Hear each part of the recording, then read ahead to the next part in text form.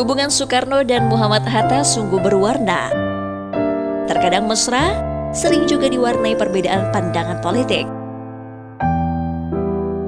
Hatta bahkan akhirnya mundur dari posisi wakil presiden tahun 1956. Namun Soekarno dan Hatta tetap saling menghormati walau tak lagi bersama.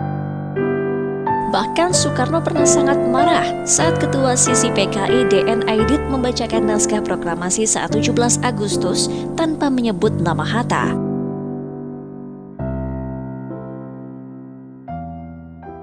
Ketika pada suatu peringatan 17 Agustus proklamasi, Aidit yang membacakan naskah proklamasi tidak menyebut nama Hatta, Soekarno marah.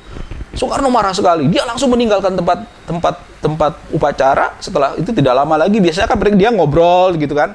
Setelah melakukan upacara, dia pergi langsung sampai di rumah. Saksinya adalah Guntur.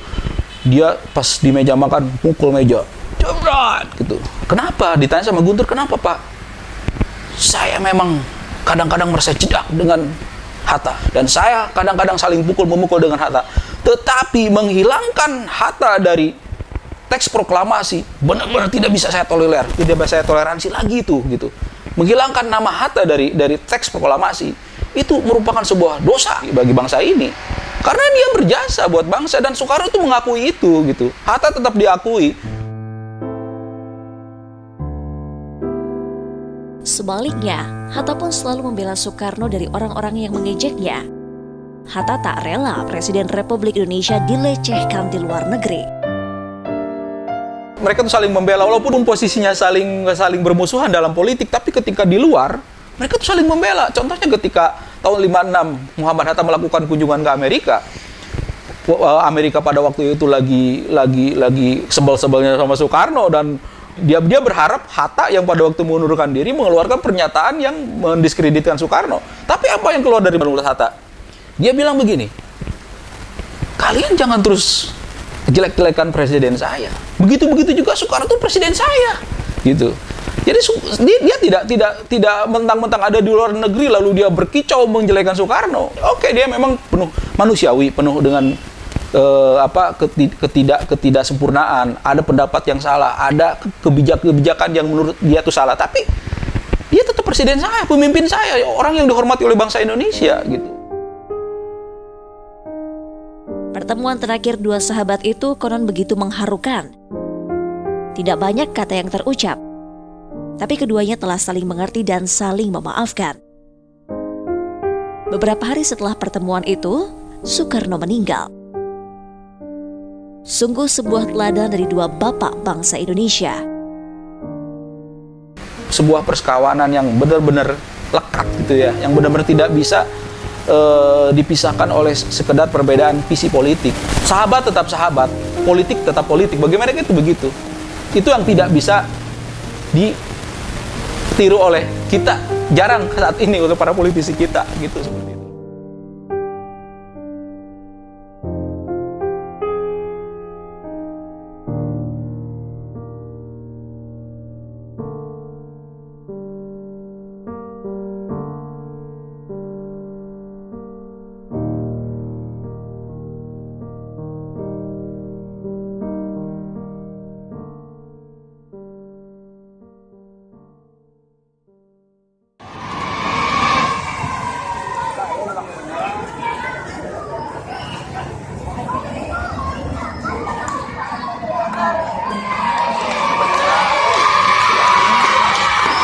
Wah, RI 1.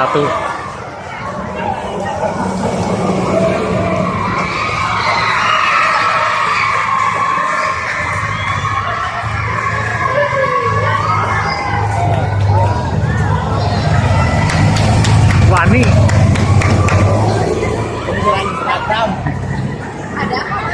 Itu tadi lah, ini RI 1 Pak SBY. Itu Pak SBY, RI 1 itu RI 1. Itu RI 1 Pak SBY. Oh, itu Pak SBY. Ya. Oh ya, Tangga Jasa. Main Kokesra. Mampir-mampir dulu atau beli laptop satu buat ke Jakarta.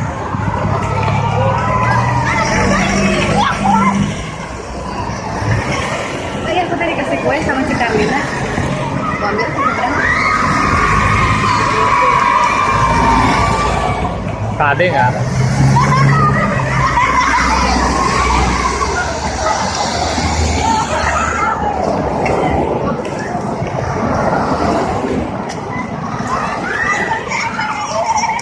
Udah ya. Enggak. Ini tim dokter kepresidenan. Jadi kalau gue pergi-pergian tiap hari itu Iya. dokter. Dokter gitu.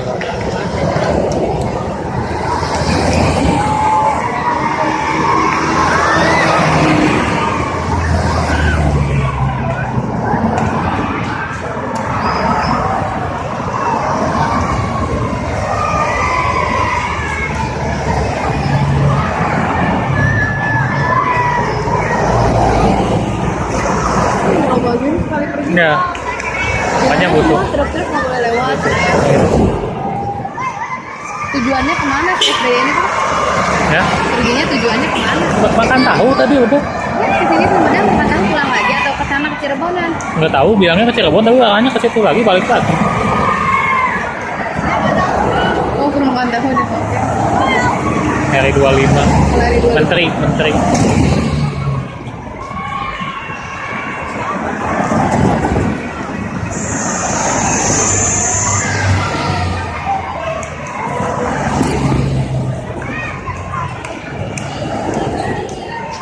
PM.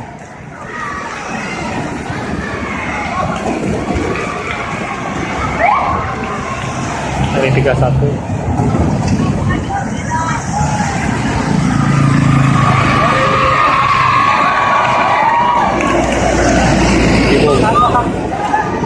Pengamanan bom, bos.